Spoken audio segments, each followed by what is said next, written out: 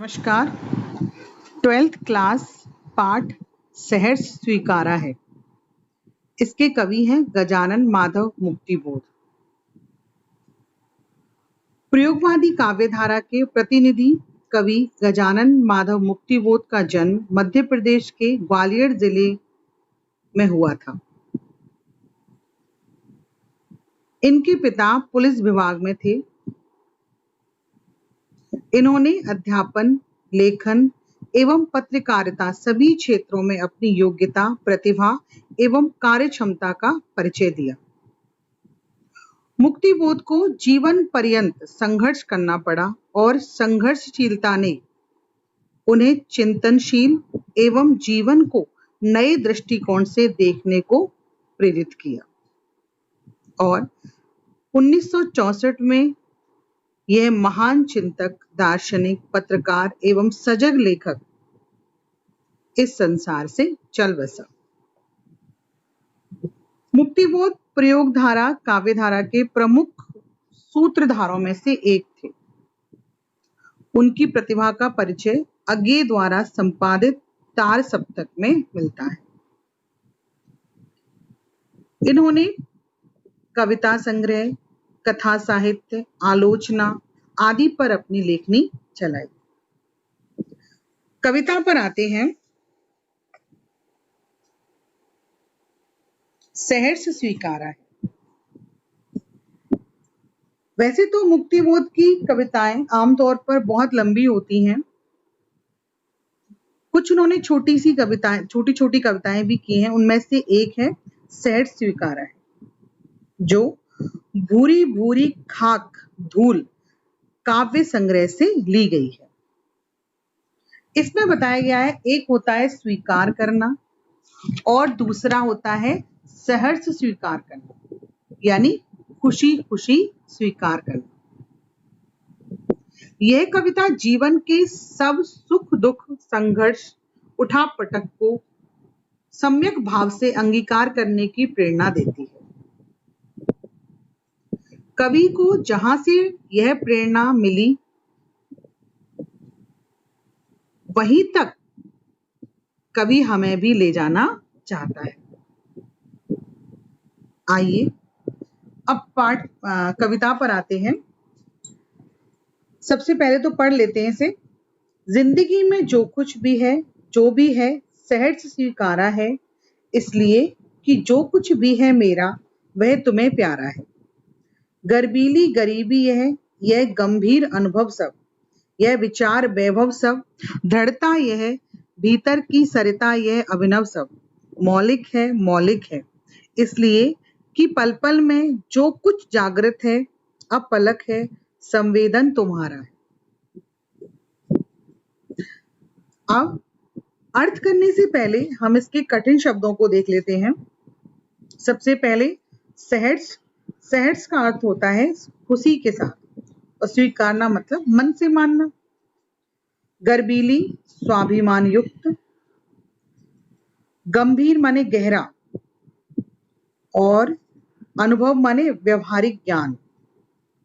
विचार वैभव मतलब विचारों का वैभव, भरे पूरे विचार। दृढ़ता मजबूती, सरिता नदी, भीतर की सरिता का अर्थ है भावनाओं की नदी। अभिनव माने नया, मौलिक माने वास्तविक, जागृत माने जागा हुआ, अपलक माने निरंतर और संवेदन माने अनुभूति। अब देखिए अर्थ करते हैं। कवि यहाँ कहना चाहता है, यहाँ कवि ने बताया नहीं कि उसकी प्रिया है या उसका कोई शुभ चिंतक है या उसके परिवार का कोई सदस्य है। कौन है, किसके बारे में बात कर रहा है, कवि ने ये बताया नहीं है। लेकिन उसकी कविता से और कविता के अर्थ के माध्यम से हमें ऐसा लग रहा है कि कवि अपनी प्रिया के बारे में ही बात कर रहा है। क्या कह रहा है कवि? जिंदगी में जो कुछ है, जो भी है, सहर्ष स्वीकारा है। कवि कहता है कि मेरी जिंदगी में, कवि अपने बारे में बता रहा है, कह रहा है कि मेरी जिंदगी में जो कुछ भी है और जो मुझे आज तक मिला है, जैसा भी मिला है, सहर्ष स्वीकारा है, उसे मैंने हर्ष के साथ स्वीकार किया है। इसलिए क्यों स्वीकार किया? इसलिए कि जो कुछ भी है मेरा वह तुम्हें प्यारा है। मैंने उस सबको इसलिए स्वीकार किया है क्योंकि मेरा जो कुछ भी है, मेरे जीवन में जो कुछ भी है वह तुम्हें बहुत प्यारा है। अपनी प्रिया से क्या कह रहा है वो? क्योंकि वो तुम्हें बहुत अच्छा लगता है, इसीलिए मैंने मेरी जिंदगी से कभी कोई शिकायत नहीं की। जो भी कुछ मुझे मिला मैंने उसको बड़े ही खुशी के साथ स्वीकार कर लिया। अब वो क्या कह रहा है आगे देखो, गर्बीली गरीबी है गंभीर अनुभव सब। क्या क्या स्वीकार किया उसने? गर्बीली गरीबी, कि स्वाभिमान युक्त गरीबी, उसे अपनी गरीबी पर कोई पश्चाताप नहीं है, कोई दुख नहीं है, बल्कि वह गर्व करता है अपनी गरीबी पर। क्या कहता है? कि स्वाभिमान युक्त गरीबी और ये गंभीर अनुभव, जीवन के गंभीर अनुभव और विचार वैभव, और उसके पास जो विचारों का वैभव है वह, और दृढ़ता, व्यक्तित्व की दृढ़ता, दृढ़ता माने मजबूती, उसके व्यक्तित्व की पकड़, उसके व्यक्तित्व की मजबूती, भीतर की सरिता यह अभिनव सब, और भीतर की मतलब मन में बहती भावनाओं की नदी, सरिता मतलब नदी, अभिनव सब मौलिक है। अभिनव मतलब ये सब कुछ मौलिक है, स्वाभाविक है, ये सब कुछ नए हैं, ये पुराना नहीं है, पहले से नहीं, ये मेरे साथ पहले से नहीं हो रहा है, बल्कि ये सब कुछ नया है। तुमसे जुड़ने के बाद ही मेरे अंदर क्या क्या परिवर्तन हुए हैं कि मुझे अपनी स्वाभिमान युक्त गरीबी, मुझे अपने गंभीर अनुभव, अपने विचारों का वैभव, व्यक्तित्व की दृढ़ता और मन में बहती जो भावनाएं हैं मेरी, ये सब क्या है? भावनाओं की जो नदी मेरे अंदर बह रही है वो सब कैसी है? मौलिक है, मतलब वास्तविक है, उसमें कुछ भी बनावटीपन नहीं है। मौलिक है इसलिए कि पल पल में जो कुछ जागृत है, अपलक है, संवेदन तुम्हारा है। वो क्या कह रहा है आगे? इसकी मौलिकता का कारण यह है, दो मौलिक दे रखे, देखो मौलिक है फिर मौलिक है, तो ऊपर वाली जो पंक्ति है उससे पहले वाले मौलिक को जोड़ देंगे कि ये सब जो भावनाओं की नदी ये सब बह रही है, क्या है? ये सब स्वाभाविक है। वो आगे क्या कह रहा है? मौलिक है इसलिए कि पल पल में, वो मौलिकता मतलब वास्तविक इस कारण, मौलिकता का कारण यह है कि मेरे जीवन में, इसलिए कि पल पल में जो हर क्षण घटित होता रहता है और जो जागृत है, जागृत मतलब जागा हुआ है, जो मैंने प्राप्त किया है, वो जो मेरी उपलब्धि है वो कैसी है? वह सब तुम्हारी ही प्रेरणा से मुझे प्राप्त हुई है। संवेदन तुम्हारा है कि तुम्हारी ही प्रेरणा से मुझे प्राप्त सब कुछ हुआ है, जो निरंतर मेरे साथ बना हुआ है। अपलक मतलब निरंतर मेरे साथ बना हुआ है, जो मेरे जीवन में घटित हो रहा है और जो घटित होने वाला है, वह सब कुछ किस लिए है? क्योंकि तुम मेरे साथ हो, तुम्हारी प्रेरणा के कारण ही मुझे सब कुछ प्राप्त हुआ है। अब यहीं पर इसका काव्य सौंदर्य भी स्पष्ट कर लेते हैं हम। तो सबसे पहले तो संबोधन शैली है, खड़ी बोली है, इस काव्यांश की खड़ी बोली है। मौलिक है कि आवृत्ति प्रभावी बन पड़ी है। अनुप्रास अलंकार की छटा है, जैसे सहज स्वीकारा, गर्बीली गरीबी, विचार वैभव आदि। और इसमें रूपक अलंकार भी है, विचार वैभव में भीतर की सरिता में रूपक अलंकार है, और पल पल में पुनरुक्ति प्रकाश अलंकार भी है, और काव्य की रचना मुक्तक छंद में हुई। आगे आइए, आगे अर्थ करते हैं। आगे क्या कह रहा है कवि? जाने क्या रिश्ता है, जाने क्या नाता है, जितना भी उड़ेलता हूं भर भर फिर आता है। दिल में क्या झरना है, मीठे पानी का सोता है, भीतर वह ऊपर तुम, मुस्कुराता चांद जो धरती पर रात भर, मुझ पर त्यों तुम्हारा ही खिलता वह चेहरा है। कवि क्या कह रहा है? जाने क्या रिश्ता है। सबसे पहले तो कठिन शब्द कर लेते हैं। रिश्ता माने समझते ही आप लोग, रक्त संबंध, क्या संबंध है। नाता माने भी संबंध होता है। उड़ेलना मतलब बाहर निकालना, और सोता मतलब झरना। अब देखिए कवि क्या कह रहा है? जाने क्या रिश्ता है, जाने क्या नाता है, कि पता नहीं तुमसे मेरा क्या रिश्ता है और जाने तुमसे मेरा क्या संबंध है, कि तुम्हारा और मेरा क्या संबंध है पता नहीं, जितना भी उड़ेलता हूं भर भर फिर आता है।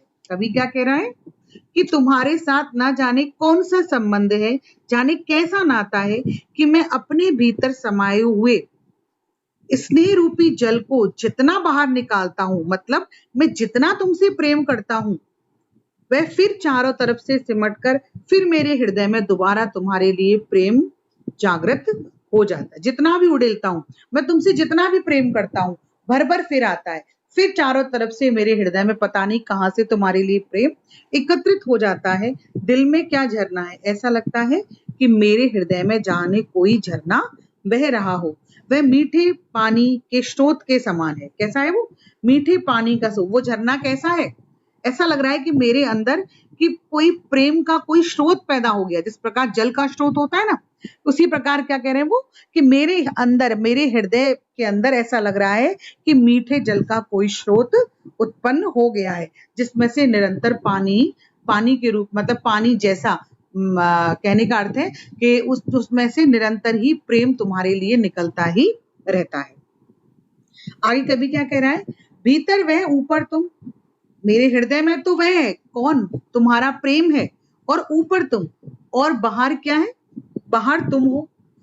मुस्कुराता चांद जो धरती पर, जिस प्रकार इस पृथ्वी पर रात भर चांद मुस्कुराता रहता है, रात भर चांद मुस्कुराता रहता है, उसी प्रकार तुम्हारा ये सुंदर चेहरा, चांद के समान सुंदर चेहरा हमेशा, अब वो क्या कह रहा है देखो, कि तुम्हारा चांद जैसा चेहरा मुस्कुराता हुआ अपने अद्भुत सौंदर्य के प्रकाश से मुझे नहलाता रहता है। दोबारा देखिए, मुस्कुराता चांद जो धरती पर रात भर, जिस प्रकार चांद रात भर धरती पर मुस्कुराता रहता है, धरती के ऊपर विराजमान रहता है, उसी प्रकार मुझ पर त्यों तुम्हारा ही खिलता हुआ चेहरा है।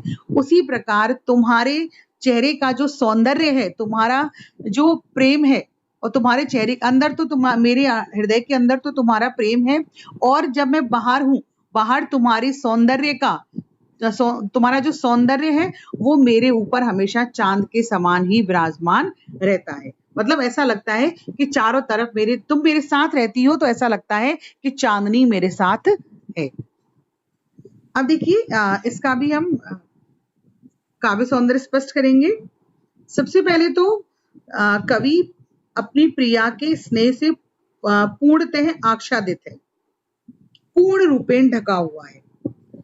दिल में क्या झरना है, प्रश्न अलंकार है, और यहाँ उसने चांद की तुलना, चांद अपनी प्रियतमा के मुख की तुलना चांद से की है, तो उपमा अलंकार है, मुक्तक छंद है।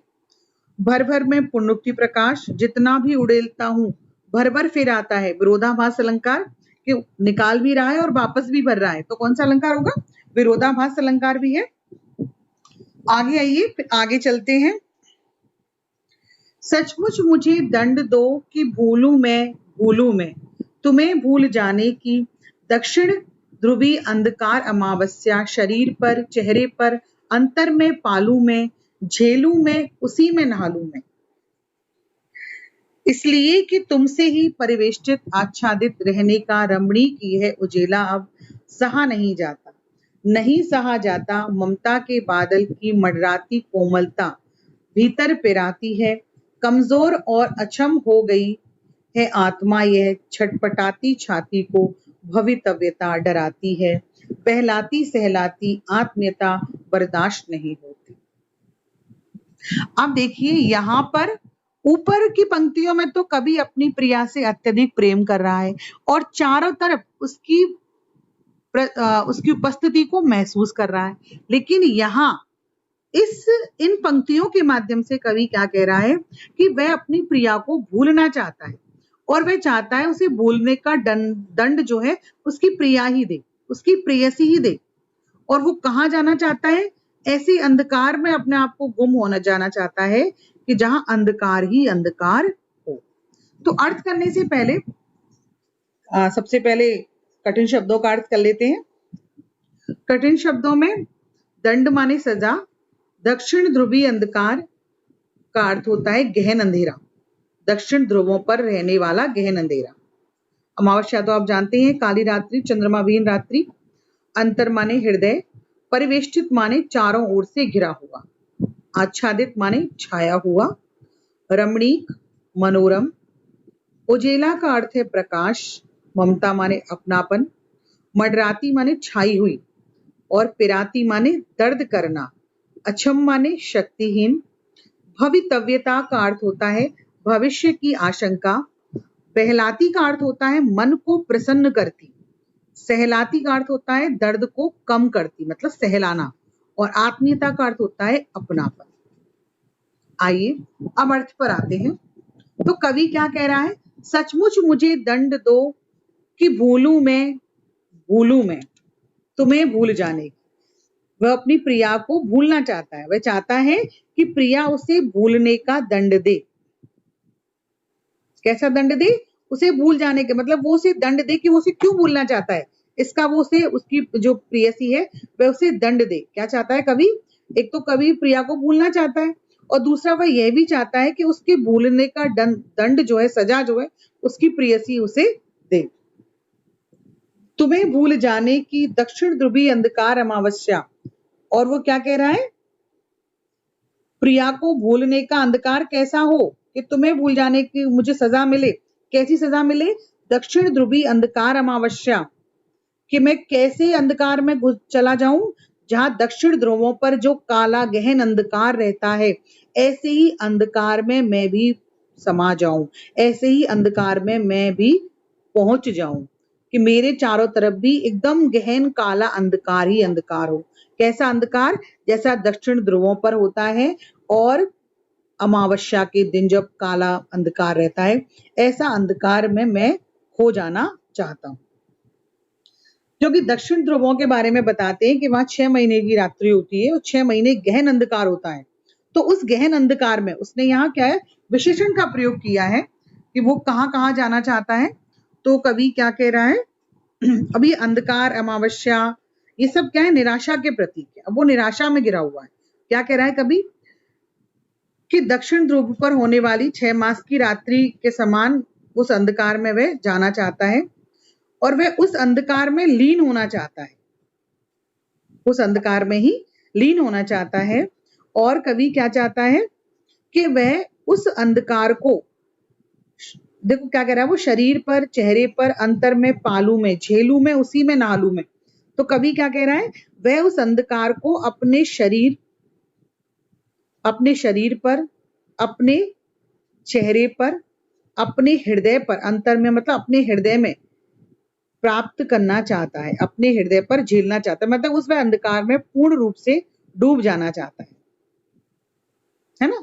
झेलू में उसी में नहालू, मतलब वह पूर्ण रूप से उस अंधकार में ही व्याप्त होना चाहता है।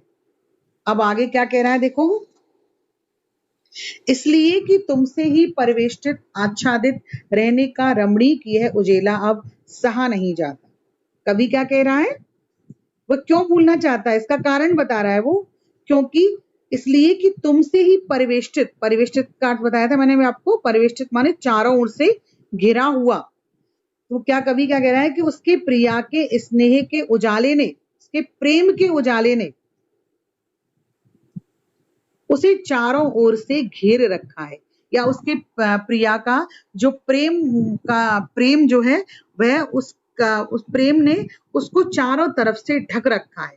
मतलब वह अपनी प्रिया के प्रेम में डूबा हुआ है, और वह प्रेम उसे कैसा लग रहा है कि जैसे उसका प्रेम चारों तरफ उस प्रेम ने घेरा बना लिया है। परिवेष्टित में चारों ओर से घिरा हुआ, आच्छादित माने छाया हुआ, है ना। रहने का रमणीक यह उजेला, रमणीक मतलब बताया था मनोरम।